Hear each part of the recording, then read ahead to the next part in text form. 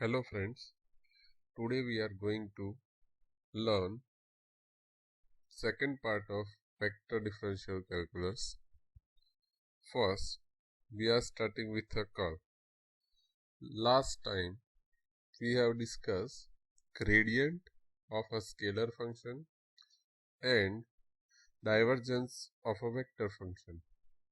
Today we are starting with a curl of a vector function. Let f1i plus f2j plus f3k be any function which is a vector function, then the curl of f bar is denoted by curl f and is defined as curl of f bar is equal to ijk del by del x del by del y del by del z f1 f2 f3 is equal determinant. You have to find out this determinant, and it is also written in a form of del cross f. In divergence we have written del dot f. Here we are writing del cross f. If you are writing it simplifying the determinant, then you will have I into del f3 by del y minus del f2 by del z minus j into del f3 by del x minus del f1 by del z plus k into del f2 by del x minus del f1 by del y. Now, first thing we are starting with a position vector. Find the divergence and curl of the position vector r bar. Since r bar is equal to xi plus yj plus zk, and if you are finding the divergence, that means you are finding the dot product, then it will be a del by del x of f, del by del y of y, and del by del z of z. That will give you 1 plus 1 plus 1 is equal to 3. And if you are finding the curl, then curl of r bar is determinant of I, j, k, del y, del x, del by del y, del by del z of x, y and z. Now simplifying determinant, so I into del by del y of z minus del by del z of y minus j into del by del x of z minus del by del z of x plus k into del by del x of y minus del by del y of x. And since it is a partial derivative, so this is 0, and you will get 0i plus 0j plus 0k, which is a 0 vector. Same manner, we are going with a second example. Suppose f is equal to x, y, z. Then find the curl of grade of f.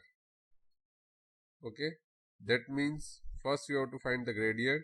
Whatever the gradient vector we have, we are going to find the curl of that gradient.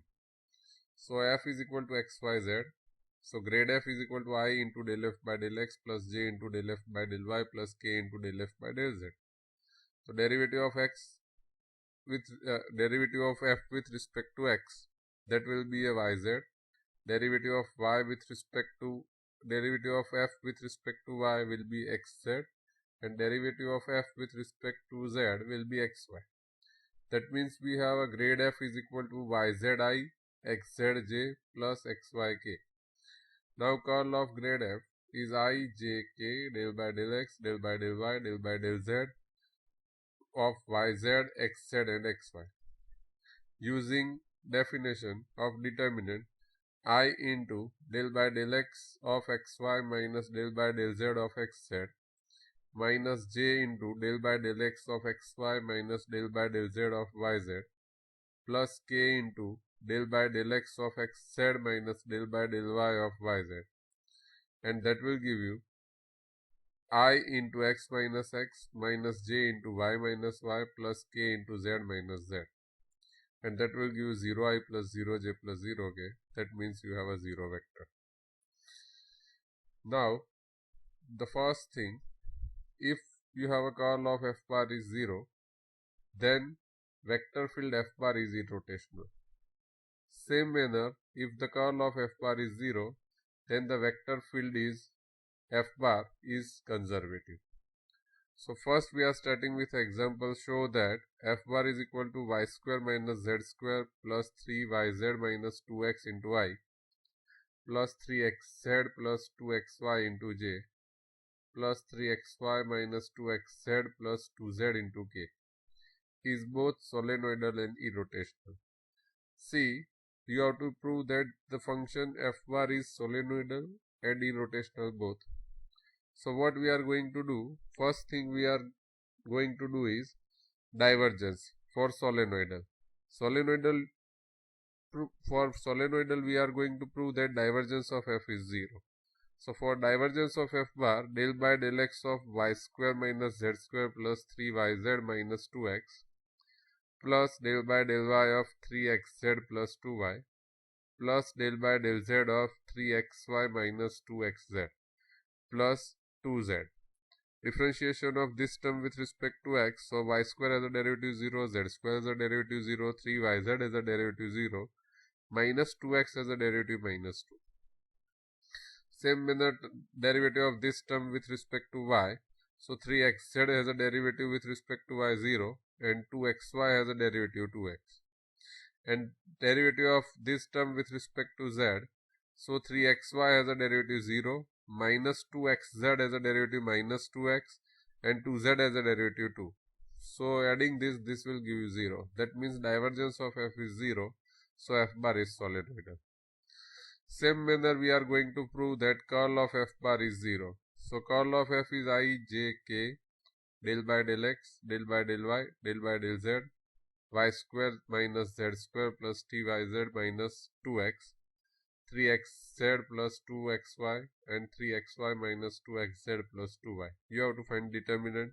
So using the definition of determinant, I into del by del x del y of 3xy minus 2xz plus 2z minus del by del z of 3xz plus 2xy minus j into del by del x of 3xy minus 2xz plus 2z minus del by del z of y square minus z square plus 3yz minus 2x and plus k into del by del x of 3xy plus 2xy 3xz plus 2xy minus del by del y of y square minus z square plus 3yz minus 2x. Now simplifying, so derivative of this term will be a 3x, this term will be a 3x, this term has a derivative 3x minus 2z, this term has a derivative minus 2z plus 3y, this term has a derivative 3z plus 2y, and this term has a derivative 2y plus 3z. Simplifying this term, you will have 0i plus 0j plus 0k, and that will give you curl of f bar is 0. So f bar is irrotational. Same thing, you have given a vector function and you have told that find a curl of f bar at a point 2, 0, 3 if f bar is equal to z e raised to 2xy into I plus 2xy cos y into j plus x plus 2y into k. So curl of f bar is I, determinant of I, j, k, del by del x, del by del y, del by del z, z into e raised to x component is z into e raised to 2xy, j component will be a 2xy into cos y, and k component will be x plus 2y. So it will be a I into del by del y of x plus 2y minus del by del z of 2xy cos y minus j into del by del x of x plus 2y minus del by del z of z into e raised to 2xy plus k into del by del x of 2xy cos y minus del by del y of z into e raised to 2xy. Differentiating and simplifying, that will give you the values I into 2 minus 0 minus j into 1 minus e raised to 2xy plus k into 2y cos y minus z into e raised to 2xy into 2x. So simplifying, that will give you 2y plus e raised to 2x, multiplying this minus inside, that will give you plus e raised to 2xy minus 1j plus 2y cos y minus 2xz into e raised to 2xyk. And therefore the curve at a point 2, 0, 3. So put x is equal to 2, y 0 and z 3. That will give you 2y. Here x 0, y, x2, y 0. That will e raised to 0 will be 1. So 1 minus 1. Here y will be 0. So 0 into anything will be 0. Minus 2 into x has a value 2, z has a value 3. And e raised to 0. So 2 into 2 into 3, that will be a 12. And that will give you 2i plus 0j minus 12k. That means 2i minus 12k. This is your answer. Now, we are going to start the parametrization. See, parametrization is required for vector differentiation and vector integration. Now we are going to start with a vector differentiation and vector integration. What we have learned is a operator del, that is a simple partial derivative. Now we are starting with a total derivative and integration. So first thing, we are going to write the parametrization. Now there are two types of parametrization. First one is for curve and second one is for surface. If you have C is any curve in a space, then the parametric form can be written in a form of x is equal to xt, y is equal to yt, z is equal to zt, where t is a variable lies inside an interval I. That means any curve equation in 3D, if it can be expressed in a one variable form t, then and then only that curve is said to be parametrizable. If you have given any parametrizable curve, then you can write down the x, y and z coordinates in the form of t. The position vector is given by xt, yt, zt, and that's why r bar is equal to xti, ytj, ztk. Now if you are going to find the differentiation or integration, then since it is a one variable function, so you can directly differentiate or integrate.